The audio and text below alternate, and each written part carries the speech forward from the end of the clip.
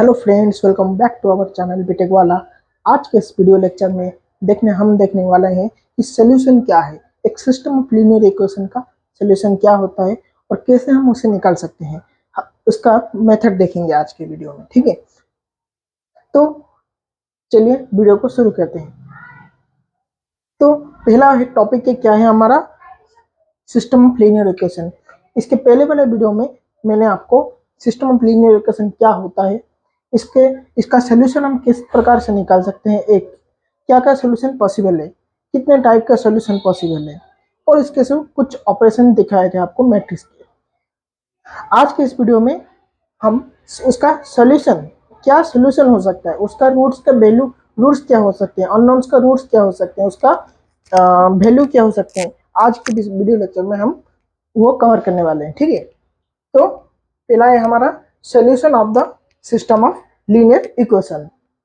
There are two ways, हमारा दो प्रकार के मेथड्स हैं। There are two ways to find the system solutions of the system of linear equation. First one is the Gauss elimination method and the second one is Gauss-Jordan elimination method. ठीक है। तो पहले हम इस वाले video में हम Gauss elimination method और उसका कुछ एग्जांपल्स और सॉल्विंग प्रॉब्लम्स आपको इस वीडियो में मैं कवर अप करूंगा। इसके नेक्स्ट वाले वीडियो में हम गॉस जॉर्डन एलिमिनेशन के बारे में देखेंगे, ठीक है। तो पहला है हमारा Gauss elimination method for finding the value of unknowns. Unknowns means x, y, z or x1, y1, x1, x2, x3, whatever you want, you can tell. That is unknowns. For finding the value of unknowns or the solution of SLE.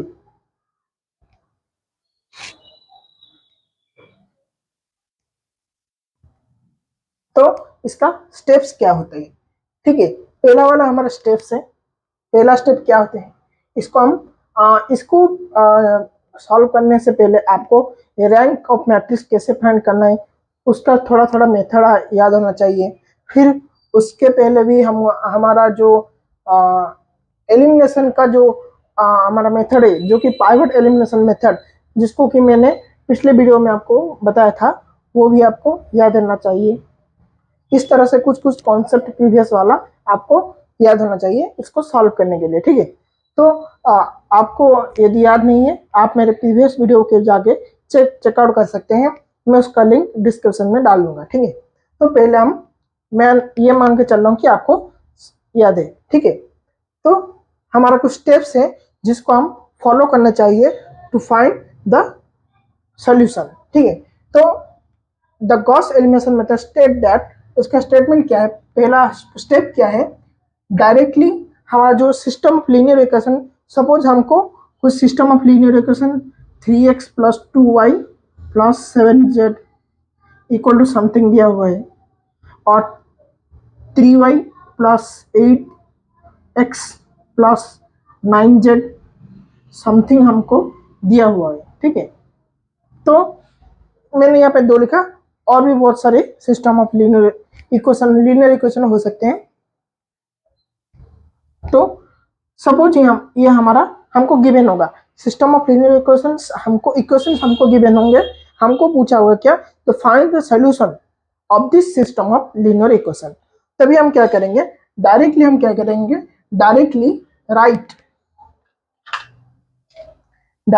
Right करेंगे, the augmented matrix of the system of linear equation. हमने जो system of linear equation given होगा उसका हम directly augmented matrix निकाल सकें। Augmented matrix मैंने आपको जस्ट पहले ही ये पिछले वाले वीडियो में ही बताया था। ऑगमेंटेड मैट्रिक्स क्या होता है, ये जो system of linear equation given हुआ होगा, हम उसका क्या करेंगे, कोफिशिएंट, इसका जो कोफिशिएंट है, हर एक अननोन का कोफिशिएंट को हम एक मैट्रिक्स के फॉर्म में रिप्रेजेंट करेंगे। पहले ये पहले वाले इक्वेशन को कोफिशिएंट को एक रो में, दूसरे वाले को दूसरे रो में, इस तरह से लिखेंगे। पहले वाले में क्या है, 3 है, 2 है, 7 है, तो 3 2 7।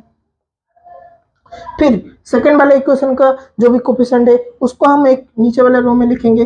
3 है, 8 है और 9 है, ये हमारा 8 है, हाँ ठीक है। ये यहाँ पर गलत हो गया क्योंकि f का कोफिशिएंट f के नीचे ही रहेगा, ठीक है। तो ये यहाँ पर 8 रहेगा, ये y है ना, y का कोफिशिएंट यहाँ पे 3 रहेगा, इस तरह से रहेगा। फिर ये हमारा 2 है, यहाँ पर 2 है, 3 हो तो 3 लिखेंगे हम, ठीक है, 3 के लिए लिखेंगे। तो हम कोफिशिएंट, ये हमारा कोफिशिएंट मैट्रिक्स हो गया, इतना जब हम लिखेंगे वो हमारा कोफिशिएंट मैट्रिक्स हो गया, मीन्स कोफिशिएंट का मैट्रिक्स हो गया ये। उसके बाद क्या करें, ऑगमेंटेड के लिए यहाँ पर ऑगमेंट लाइन खींच लेंगे, इसके राइट साइड में हमारा ऑगमेंटेड पार्ट रहेगा।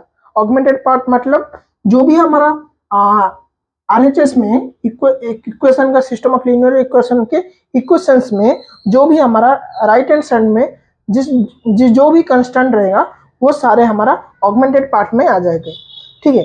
तो पहले वाले इक्वेशन का लास्ट में क्या है, 6 है, कांस्टेंट है, वो हमारा यहाँ पे 6 आ जाएगा। ये दूसरे वाले में क्या है, 10 है, तो यहाँ पे कॉरस्पॉन्डिंगली 10 आ जाएगा। तो ये हमारा हो गया ऑगमेंटेड मैट्रिक्स। इस टोटल को हम ऑगमेंटेड मैट्रिक्स बोलेंगे, इतना तक हमको कोफिशिएंट मैट्रिक्स बोलेंगे, ठीक है। ये हमारा ऑगमेंटेड एलिमेंट हो गया है, 6 10 आर द ऑगमेंटेड एलिमेंट, ठीक है। ये हमारा ऑगमेंटेड आपको समझ में आ गया होगा।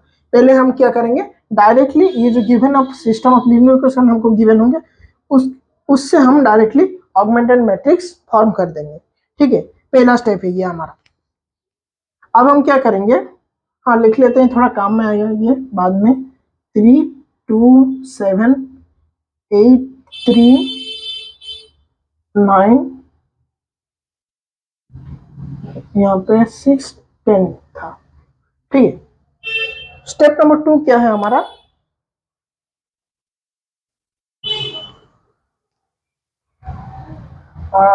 Now using only row operation do elimination by pivot method. Using row operation do elimination by pivot method means ये जनरली हमारा पाइवट एलिमिनेशन है। क्या है हमारा ये हमारा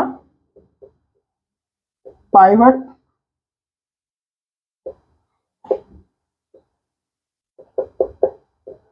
ये हमारा जनरली पाइवट एलिमिनेशन मेथड है, ठीक है। ये आपको पता होना चाहिए। पाइवट एलिमिनेशन नथिंग बट हम क्या करेंगे, इसका ये वाला हम सपोज ये हमारा मैट्रिक्स है, ये मैंने आपको सिंपली 2 ये रो है समझा देता हूँ, 7 ले लिया, ठीक है, या फिर ये छोटा होने से हो रहा है, अच्छा ठीक है। ये वाला सपोज हमारा मैट्रिक्स है, हमको दिया गया है पाइवट एलिमिनेशन अप्लाई करो यहाँ पे। तो पहला फर्स्ट एलिमेंट को हम पाइवट एलिमेंट लेंगे, उसके ये जो एलिमेंट जिस रो में प्रेजेंट है, कौन से रो में, रो 1 में प्रेजेंट है, तो वो रो हमारा पाइवट रो हो गया। पाइवट रो के नीचे एक रो प्रेजेंट है, ठीक है, प्रेजेंट है, तो नीचे वाले रो में जो पाइवट एलिमेंट के नीचे जो रो आता है उस वाले रो में पाइवट एलिमेंट के कॉरेस्पॉन्डिंग एलिमेंट मीन्स फर्स्ट वाला एलिमेंट, ये फर्स्ट को हम पाइवट एलिमेंट लिए हैं, तो उसके फर्स्ट वाले एलिमेंट को हम एलिमिनेट करेंगे। कैसे, रो ऑपरेशन अप्लाई करेंगे, मतलब कि row below the pivot row, ये हमारा R2 है, चेंजेस कैसे चेंज होगा, same row below the pivot row minus element below the pivot element in the changing row, ये रो हमारा चेंज हो रहा है, मैं यहाँ पर 7 element below the pivot element in the changing rho upon the pivot element यहाँ पर 2 है इनटू पाइवट रो हमारा क्या है R1 है। तो इस प्रकार के कुछ रो ऑपरेशन अप्लाई होंगे पाइवट एलिमिनेशन मेथड के लिए। ये आपको चेकआउट करना है, डिटेल में जानना है तो आप मेरा प्रीवियस वीडियो फॉलो कर सकते हैं, ठीक है। ये कुछ पाइवट एलिमिनेशन मेथड है। तो हमको क्या करना होगा, सेकंड स्टेप में using pivot elimination method completely हमको अप्लाई करना पड़ेगा जब तक कि हमारा there is no row remain below the pivot row. मैंने आपको पाइवट एलिमिनेशन मेथड में भी बताया था, पाइवट एलिमिनेशन मेथड कब तक अप्लाई कर सकते हैं, जब तक कि हमारा नीचे नीचे वाले पाइवट एलिमेंट, जब हम किसी भी एलिमेंट को पाइवट एलिमेंट ले गए तो उसके नीचे हमारा कुछ एलिमिनेशन करने के लिए कोई भी एलिमिनेट नहीं बचा हो, तभी हम हमारा एलिमिनेशन स्टॉप हो जाएगा। तो तब तक हम इसका इस स्टेप का मतलब ही है complete pivot elimination apply complete pivot elimination apply करेंगे। पहला स्टेप क्या है हमारा, ऑगमेंटेड मैट्रिक्स फॉर्म करेंगे। दूसरे में ऑगमेंटेड मैट्रिक्स फॉर्म होने के बाद हम उसमें पाइवट एलिमिनेशन अप्लाई करेंगे। नाउ थर्ड स्टेप में क्या है, चेक करेंगे the condition of the consistent and inconsistent solution.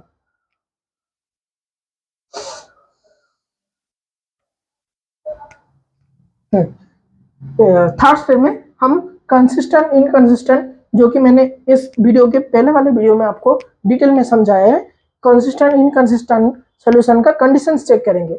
वो मैंने प्रॉब्लम करते वक्त आपको कंडीशन लिख के बता दूंगा, ठीक है। फिर से तो नाउ कंडीशन चेक करेंगे किसका, कंसिस्टेंट इनकंसिस्टेंट मींस ये कंसिस्टेंट होने से क्या होगा ना, सॉल्यूशन पॉसिबल है। अगर इनकंसिस्टेंट हो गया तो हमारा नो सॉल्यूशन हम लिख देंगे डायरेक्टली, और कुछ चेक करने के लिए और कुछ सॉल्व करने के लिए जरूरत नहीं। No solution, the equation system of linear equation has no solution. But if consistent हो गया देन हमको प्रोसेस फॉलो करना होगा जो कि हमारा सोल्यूशन के लिए, वो इनफाइनाइट होगा कि यूनिक होगा, ये हमारा डिपेंड करता है। कंडीशन में हमको पता चल जाएगा कि ये क्या होगा, यूनिक होगा या इनफाइनाइटली मेनी सोल्यूशन होगा, ये हमारा कंडीशन से पता चल जाएगा। इसीलिए मैंने पहले आपको क्या बोला, चेक कर दो कि ये इनफाइनाइट होगा कि यूनिक होगा। देन क्या करेंगे, टू विच इट सैटिस्फाई, तो जो भी कंडीशन सैटिस्फाई करेंगे accordingly we will follow the solving method.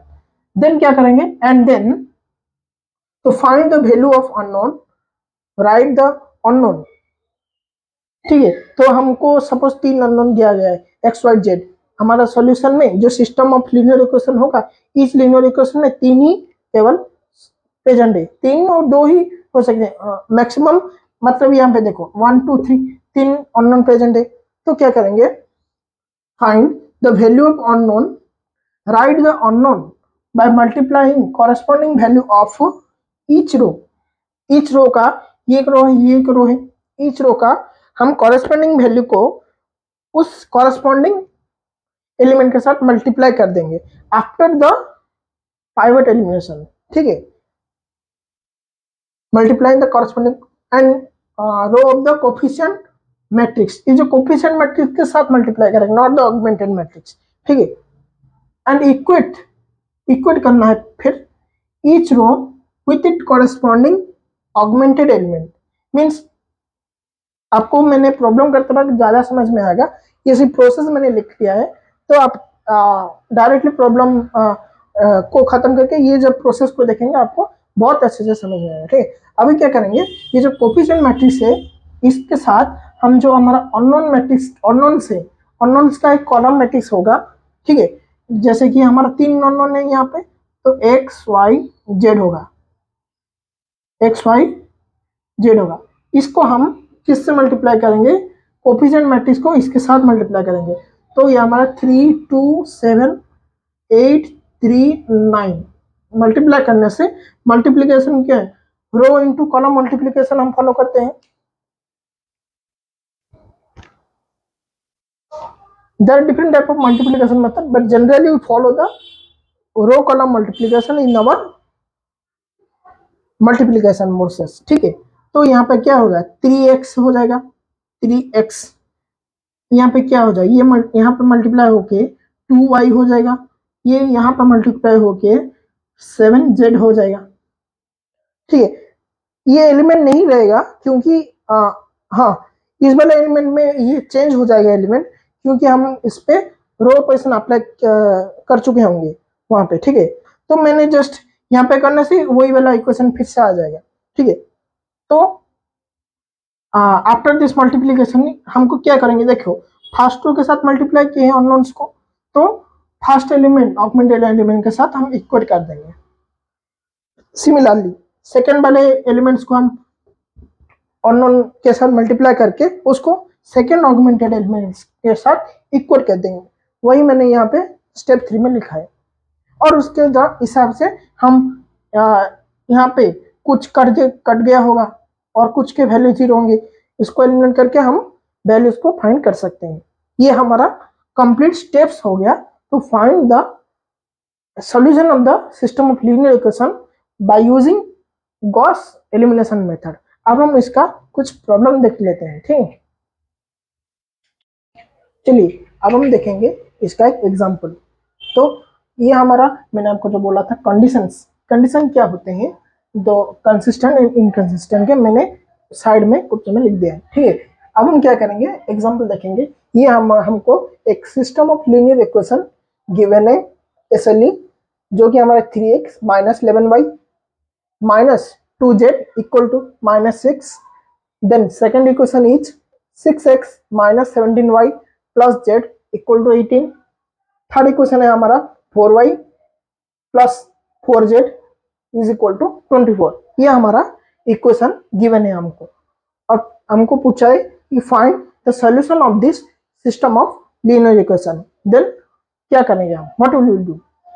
तो हमारा पहला स्टेप क्या था, पहला स्टेप था कि find the augmented, directly find the augmented matrix of this system of linear equation. Augmented matrix के लिए हमको क्या करना पड़ेगा, पहले हमको इसका कोफिशिएंट को लिखना पड़ेगा, ठीक है। तो इसका कोफिशिएंट क्या है, ये है 3 है पहले, देन माइनस 11 है, देन माइनस 2 है, उसके बाद यहाँ पे 6 आ गया, यहाँ पे माइनस 17 आ गया, फिर यहाँ पे 1 आ गया, फिर नीचे वाले में यहाँ पे कुछ नहीं है, मतलब 0 है, 0x है यहाँ पे, ठीक है।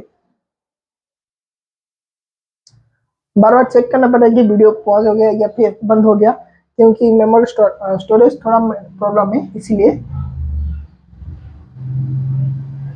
तो यहाँ पे y के साथ है 4 कोफिशिएंट, z के साथ है 4, ठीक है। तो ये हमारा हो गया कोफिशिएंट मैट्रिक्स किसका, इस सिस्टम ऑफ लीनियर इक्वेशन का हमारा कोफिशिएंट मैट्रिक्स यहाँ पे आ गया। अब हम क्या करेंगे, इसका ऑगमेंटेड फॉर्म में लिखेंगे। इसको कैसे लिखेंगे, यहाँ पे एक सिंपली एक लाइन खींच लेंगे, बार ऑगमेंटेड बार। देन हम क्या करेंगे, राइट हैंड साइड में इक्वेशन के, ईच इक्वेशन के राइट हैंड साइड में जो भी हमारा कांस्टेंट वैल्यूज हैं उनको हम इस ऑगमेंटेड पार्ट में लिखेंगे। ये हमारा हो गया कोफिशिएंट पार्ट, ये हमारा हो गया ऑगमेंटेड पार्ट, ठीक है ना। तो अब हम क्या करेंगे, यहाँ पे -6 है, कॉरस्पॉन्डिंगली लिखेंगे हम, पहले वाले में पहले वाला का ही ऑगमेंटेड एलिमेंट लिखेंगे। देन यहाँ पे 18 है, 18 लिख देंगे, फिर यहाँ पे 24 है, 24 लिख देंगे। ये हमारा फॉर्म हो गया क्या, ऑगमेंटेड मैट्रिक्स। ये हमारा स्टेप 1 इज कंप्लीटेड। देन क्या करेंगे हम, यहाँ पे पाइवट एलिमिनेशन मेथड अप्लाई करेंगे, ठीक है। तो पाइवट एलिमिनेशन मेथड के लिए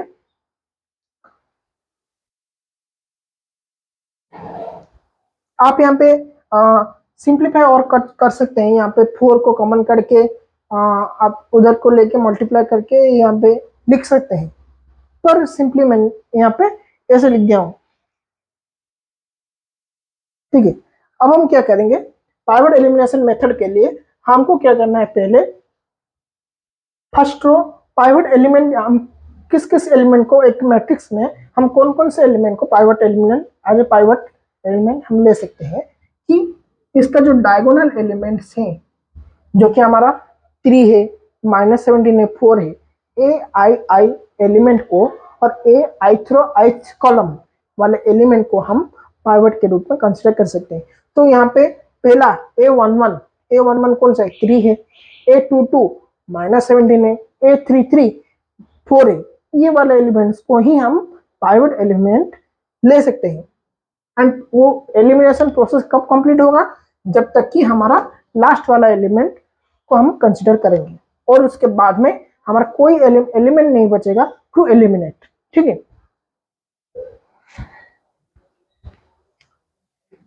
तो यहाँ पे सिंपली हम 3 को एज पाइवट एलिमेंट कंसिडर करेंगे। देन दिस 3 किस रो में है, रो 1 में है, तो ये हमारा रो 1 हो गया पाइवट रो। देन हम क्या करेंगे, इसके नीचे कौन कौन से रो है, रो 2 है, रो 3 है, तो इन दोनों रो के कॉरेस्पॉन्डिंग एलिमेंट को हम एलिमिनेट करेंगे। देखिए यहाँ पे 0 है, ये तो ऑलरेडी एलिमिनेट है। एलिमिनेट मतलब इसको निकालना नहीं, 0 कर देना है, ठीक है। एलिमिनेट कैसे करेंगे, तो हमको कौन से, सिर्फ हमारा ये 6 वाले एलिमेंट को ही हम एलिमिनेट करेंगे क्योंकि ये ऑलरेडी 0 है हमारा। तो आप एलिमिनेट कैसे करेंगे, मैंने आपको बताया था। क्या बताया था, देखो हम R2 रो में चेंजेस करना चाहते हैं, तो हमारा ऑपरेशन क्या होगा, हम इसमें केवल ओनली रो ऑपरेशन अप्लाई कर सकते हैं, ठीक है। तो यहाँ पे हमारा चेंजिंग रो,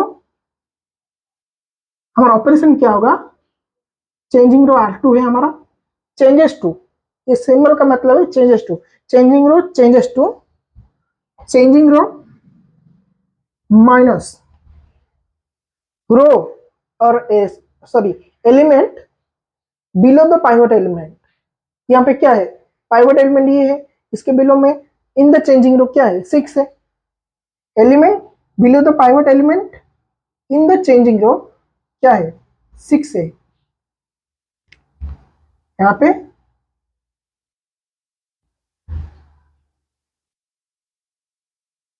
6 है, ठीक है।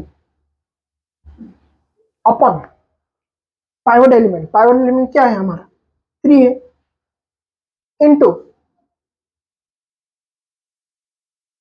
पाइवट रो हमारा क्या है, R1।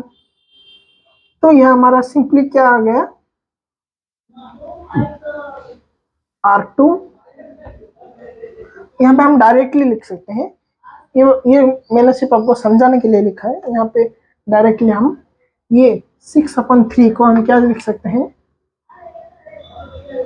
6/3 को हम 2R1 भी लिख सकते हैं, ठीक है। 6/3 को हम 2R1 लिख सकते हैं। यहाँ पे ये वाला ऑपरेशन अप्लाई करो तो हमारा एलिमेंट हमारा यहाँ पे आ जाएगा, देखो 6 - 2 × 3 क्या हो जाएगा, 0 आ गया यहाँ पे, ठीक है। फिर यहाँ पे -17, ठीक है, माइनस ऑफ -11 × 2 मीन्स +22, +22 में 17 माइनस करने से क्या आ जाएगा, 17 20 और हमारा 5 आ गया, ठीक है, +5 आ जाएगा यहाँ पे, +5 आ गया।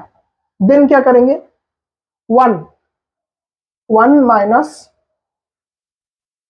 2 × -2 तो यहाँ प्लस हो जाएगा, तो ये हमारा 4 + 1 क्या हो गया, फिर से 5 आ गया हमारा, ठीक है।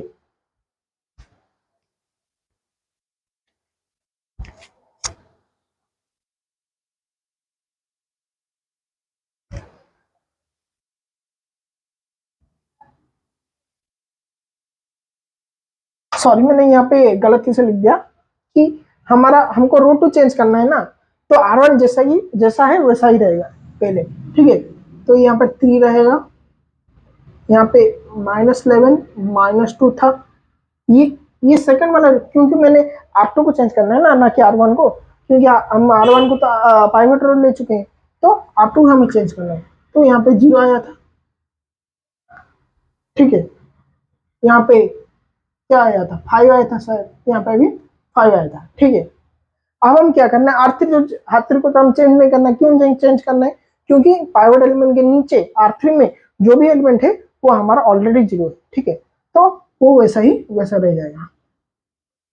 तो हमारा ये -6 18 24, हाँ ये तो नॉर्मल हो गया, ठीक है।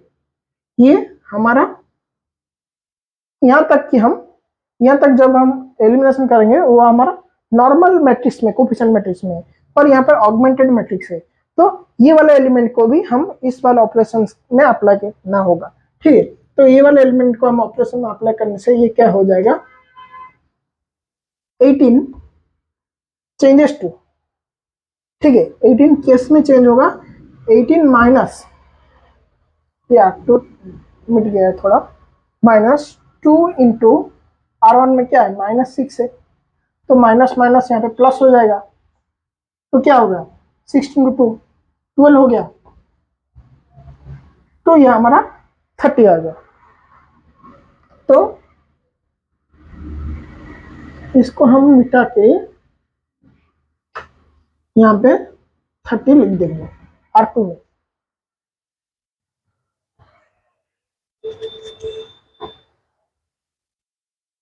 अब हमें क्या करना है, ये वाला एलिमेंट, सेकेंड वाले एलिमेंट, हम ये कह सकते हैं कि first element taken as pivot, second second element taken as pivot, third element taken as pivot, और हम ऐसे कह सकते हैं कि हमारा diagonal elements are taken as pivot element. ठीक है, तो यहाँ पे हम इस वाले एलिमेंट को पाइवट ले सकते हैं। यहाँ पे आप कॉमन ले सकते हो, लेट्स नॉर्मली हम करेंगे क्योंकि आपको दिक्कत होगा फिर लेना, यहाँ पे कॉमन लेना है कि नहीं लेना है। ठीक है, तो आप सिंप्लीफाई कर सकते हैं। तो मैंने यहाँ पे बिना सिंप्लीफाई भी कर रहा हूँ, तो यहाँ पे 5 है। यहाँ पे आप सिंप्लीफाई मतलब क्या करेंगे कि यहाँ पे 5 डिवाइड कर देंगे ईच एलिमेंट में, यहाँ पे 4 डिवाइड कर देंगे। ठीक है, कर देते हैं, थोड़ा इजी होगा। ठीक है, ये बड़ा बड़ा कैलकुलेशन आएगा और कुछ नहीं, वैल्यू आपका सेम ही मिलेगा लास्ट एंड में। ये थोड़ा पेन दिक्कत दे रहा है।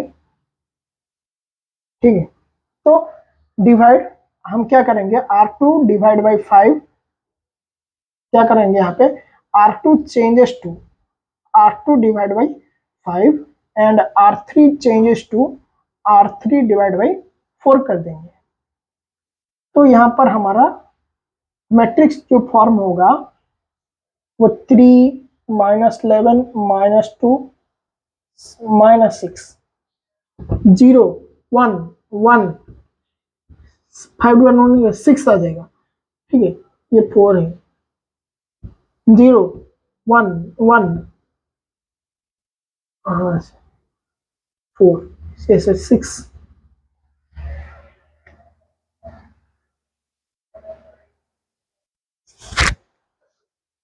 इस तरह से कुछ हमारा एलिमेंट आ गया। ठीक है, हाँ चल रहा है।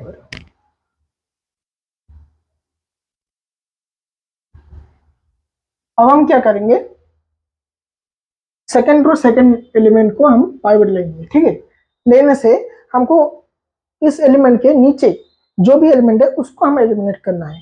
ठीक है, तो एलिमिनेट करने के लिए उसको क्या करेंगे, simply pivot elimination R3 changes to R3 minus element below the pivot element 1 upon the pivot element into pivot row R2। Simply हम इसे क्या लिख सकते हैं, सिंपली हम इसे R2 भी लिख सकते हैं क्योंकि 1 1 है, आप हमको दिख रहा है कि ठीक है 0 हो जाएगा। तो यहाँ पे लिखने से क्या आएगा,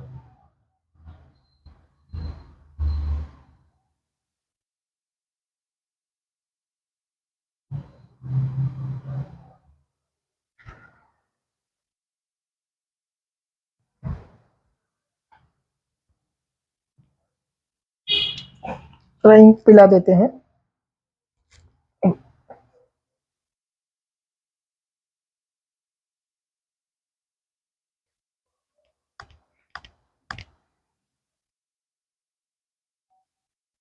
ठीक है, ये हमारा आ जाएगा, पहला रो जैसा है वैसा ही रहेगा, 3 -11 -2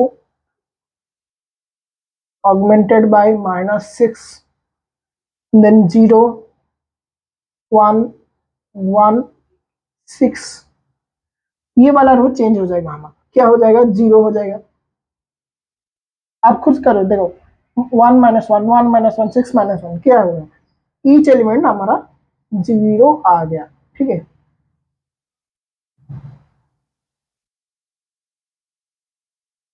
ये हमारा आफ्टर द पाइवट एलिमिनेशन ये हमारा मैट्रिक्स आ गया। अब हम इसका क्या करेंगे, स्टेप नंबर 2 हमारा कंप्लीट हो गया। अब हमारा स्टेप नंबर 3 आएगा। स्टेप नंबर 3 क्या कह रहा है, हला ओके ठीक है, तो स्टेप नंबर 2 यहाँ पे कंप्लीट हो गया हमारा। फिर हम क्या करेंगे, स्टेप नंबर 3। स्टेप नंबर 3 हमारा क्या कहता है कि जो हमारा कोफिशिएंट मैट्रिक्स आया है आफ्टर द पाइवट एलिमिनेशन उसको क्या करेंगे, ये हमारा कोफिशिएंट मैट्रिक्स आया है, ठीक है, ये हमारा आया है 3 -11 -2 0 1 1 0 0 0। इसको हम क्या करेंगे, मल्टीप्लाई करेंगे हमारा जो भी अननोन है, कहाँ पे, ये जो सिस्टम ऑफ लीनियर इक्वेशन में जितने भी अननोन से उनका कॉलम मैट्रिक्स के साथ हम मल्टीप्लाई करेंगे कोफिशिएंट मैट्रिक्स को, ठीक है। करने से हमारा क्या आ जाएगा, देखो रो इंटू कॉलम मल्टीप्लीकेशन, तो यहां पर आ गया हमारा 3x, ये नीचे लिख देता हूं, ठीक है। तो यहाँ पे आ गया हमारा इक्वेशंस आ गया 3x -11y -2z, ठीक है, 2z, ये z है, इक्वल टू, इसको किसके साथ इक्वल करेंगे फिर ना, कॉरस्पॉन्डिंग पाइवट एलिमेंट के साथ। इसका फर्स्ट रो का कॉरस्पॉन्डिंग पाइवट एलिमेंट क्या है, -6, इसके इसको -6 के साथ ही इक्वल करेंगे हम। देन हमारा सेकंड को मल्टीप्लाई करेंगे, सेकंड को मल्टीप्लाई करने से क्या हो गया, y -z is equal to 6, ये रो कॉम्प्लीटली जीरो है, ठीक है, ये रो कॉम्प्लीटली जीरो है, तो इसको हम मल्टीप्लाई करने से जीरो ही आएगा, तो नहीं मल्टीप्लाई करेंगे।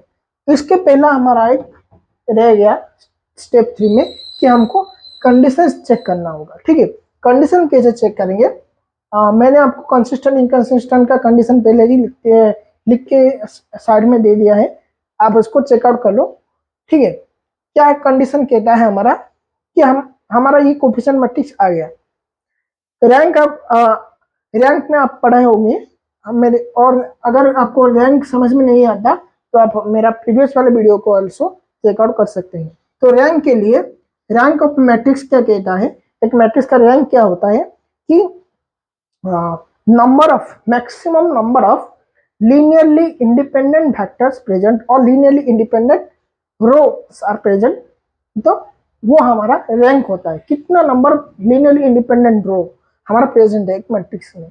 linearly independent रो क्या होता है, तो linearly independent रो हमारा ये होता है कि उसका कुछ कोई भी एलिमेंट हमारा, सपोज ये हमारा एक मैट्रिक्स है, ये सपोज ये हमारा एक मैट्रिक्स है, इसका हम ये मैट्रिक्स लिनियरली इंडिपेंडेंट है, इसका जो ईच रो है या नॉन डिपेंडेंट है, ये हमको कैसे पता चलेगा कि हमारा अगर मैट्रिक्स में एक रो कंप्लीटली जीरो है, तो हमारा जो मैट्रिक्स के ईच रो होंगे वो हमारा लिनियरली इंडिपेंडेंट रिलेशन में होंगे। तो हमारा इसमें जो लिनियरली इंडिपेंडेंट रिलेशन में है जो रो, उनमें कितना नॉन जीरो रो है, वही हमारा लिनियरली इंडिपेंडेंट रोस है, ठीक है। आपको ये समझ में थोड़ा दिक्कत आ रहा है तो आप मेरा पिछला वीडियो देख सकते हैं, जो कि मैं आपको डिस्क्रिप्शन में डाल दूंगा, ठीक है, तो आपको ज्यादा अच्छे से समझ में आएगा। मैं यहाँ पे केवल ब्रीफ में समझा दे रहा हूँ क्योंकि प्रॉब्लम में यूज हो रहे हैं ये सब। तो यहाँ पे अगर हम लिनियरली इंडिपेंडेंट फाइंड करेंगे तो ये हमारा मैट्रिक्स लिनियरली इंडिपेंडेंट जो वेक्टर्स हैं, ये एक वेक्टर है, रो वेक्टर, ये एक रो वेक्टर, ये एक रो वेक्टर है, वो लिनियरली इंडिपेंडेंट कैसे है कि इनमें कुछ भी कंप्लीट रो एक 1 0 हो जा रहा है, कोई भी एक रो कंप्लीटली जीरो हो जा रहा है, यहाँ पे है थर्ड रो जीरो हो जा रहा है, तो हमारा ईच जो वेक्टर्स है वो they are related with linearly independent relation with each other, so they, अगर ये तीनों अपने एक दूसरे से linearly independent relation में हैं, तो ये दोनों हैं linearly independent रो, क्योंकि ये तो जीरो रो हो गया, ठीक है। तो हमारा maximum number of linearly independent row is here is 2, so हमारा रैंक भी हो जाएगा 2 हो जाएगा, ठीक है। तो यहाँ पर हमारा rank of matrix A, suppose इसको हम ऑगमेंटेड, मैंने बोला ना ये ऑगमेंटेड है, ये टोटल है ऑगमेंटेड मैट्रिक्स, यहाँ से यहाँ तक हमारा है ऑगमेंटेड मैट्रिक्स, बट यहाँ से only this is our matrix a coefficient matrix, A को हम क्या बोलते हैं, सिस्टम ऑफ लीनियर इक्वेशन में हम ए को क्या बोलते हैं, ए को हम कोफिशिएंट मैट्रिक्स बोलते हैं, ठीक है। तो ये हमारा हो गया coefficient matrix, this is our augmented matrix. तो rank of the coefficient matrix, इसका रैंक क्या हो गया, दो linearly independent means non zero, number of non zero vector is our rank, number of उसको ही हम लीनियरली इंडिपेंडेंट बोलते हैं, ठीक है। तो यहाँ पे 2 है, तो यहाँ पे रैंक आ गया 2 इज इक्वल टू, देखो यहाँ पे ऑगमेंटेड मैट्रिक्स से टोटल है, इसका भी देखो ये दोनों रो नॉन जीरो है, ये रो कंप्लीटली जीरो हो गया, ये दोनों रो नॉन जीरो है, तो rank of augmented matrix which is equal to 2। अच्छा, अब क्या करेंगे कि नंबर ऑफ अननोन्स कितने थे, 3 थे, तो this is less than equal to, less than not equal to, less than our number of unknown जो कि हमारा है 3, इससे रैंक हमारा छोटा है। तो ये हमारा कौन सा कंडीशन इसमें सेटिस्फाई कर रहा है, पहले हम जस्टिफाई के लिए ये देख रहे हैं, चेक कर रहे हैं कि हमारा ये कौन सा कंडीशन, कि आपको पूछ देगा अलग से, छोड़ा 2 मार्क के क्वेश्चन में ये पूछ सकता है कि find the system of linear equations are how many number of solutions, 2 mark के क्वेश्चन में पूछेगा, आपको ये ऑपरेशन परफॉर्म करना है, डायरेक्टली यहाँ पे कंडीशन चेक करके लिख देना है, ठीक है। और यहाँ पे हमारा सॉल्यूशन में भी ये यूज हो रहा है, तो यहाँ पे हमारा रैंक लेस देन है किस नंबर ऑफ अननोन से, अगर हमारा रैंक लेस देन है नंबर ऑफ अननोन से, तो हमारा यहाँ पे ये आ जाएगा, ठीक है। यहाँ पे हमारा आ जाएगा यूनिक सॉल्यूशन नहीं है, यहाँ पे मैंने थोड़ा गलत लिख दिया है, ठीक है।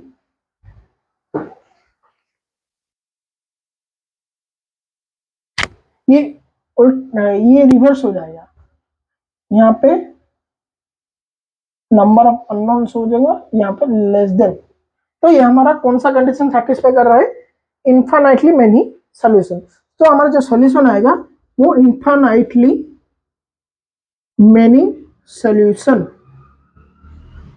गेट इन्फाइनाइटली मेनी सॉल्यूशन हम पाएंगे। कैसे, इसको हम यहाँ पे देखेंगे कैसे इन्फाइनाइटली मेनी सॉल्यूशन हो रहा है, सच में या फिर बता देना ही, ठीक है, सच में या फिर बताया गया है केवल। तो यहाँ पे इन्फाइनाइटली मेनी सॉल्यूशन कैसे आ रहा है, हम इसको प्रूव करके देखेंगे और इसका सॉल्यूशन चेक कर देंगे, ठीक है। यहाँ पे हम y को वैल्यू फाइंड करेंगे, आप z का भी फाइंड कर सकते हो। सपोज मैंने वहां y इक्वल टू, इस वाले क्वेश्चन से हम y इक्वल टू z+6, ठीक है, ये 1 है, ये 2 है, ये 3 है, इक्वेशन 3। तो इक्वेशन 3 को हम क्या करेंगे, इसमें पुट कर देंगे, किसमें, ये वाला इक्वेशन 1 में पुट करने से हमारा क्या आ जाएगा, x equal to 3x minus 11 whole into z, मैं डायरेक्ट मल्टीप्लाई करके लिख दे रहा हूँ, आप पुट करके देख लीजिएगा अपने आप, ठीक है।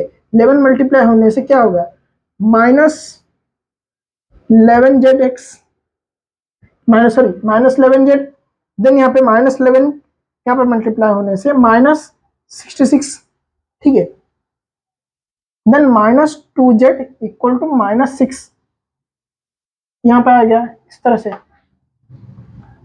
देन ये इसको हम लिख देते हैं 3x, ये माइनस आ गया 13z, इसको हम उधर राइट हैंड साइड ले जाते हैं, तो यह हमारा हो जाए 60, ठीक है। अब हम क्या करेंगे, x इक्वल टू, इसको थोड़ा इसको साइड में लिखेंगे, तो हमारा आ गया x इज इक्वल टू, उधर ले जाओ z को, उधर ले जाने से 60 प्लस 13z अपॉन 3, तो यह हमारा 3 को हम मल्टीप्लाई करके डायरेक्टली हम x को यहाँ पे फाइंड कर सकते हैं। x is equal to 20 plus 13/3z, ये हमारा x आ गया, ये हमारा y आ गया, और ये देखो x है, y है, z है, ये हमारा x y है, और भी हम z को भी लिख सकते हैं z इक्वल टू y-6, ठीक है। तो ये हमारा y z x are the relate with each other, means वो डिपेंड कर रहा है, देखो y का वैल्यू z पे डिपेंड कर रहा है, x का वैल्यू z पे डिपेंड कर रहा है, ठीक है, और z का वैल्यू y पे डिपेंड कर रहा है, तो they are dependent with each other. तो हम किसी एक को भी चेंज करेंगे ना तो हमारा तीनों का वैल्यू डिफरेंट आ जाएगा। तो हम एक को कितने बार इन्फाइनाइटली टाइम चेंज कर सकते हैं, क्योंकि हमारा नंबर इन्फाइनाइट तक है, नेचुरल नंबर, और इंटीजर हमारा इन्फाइनाइट है, तो इसको हम इन्फाइनाइट तक चेंज कर सकते हैं, तो हमारा इन्फाइनाइटली मेनी सोल्यूशन प्रेजेंट होगा, ठीक है, इस वाले इक्वेशन से। अब हम कुछ इसका कुछ और एग्जांपल्स देखेंगे जो कि हमको और क्लैरिफाई हो जाएगा।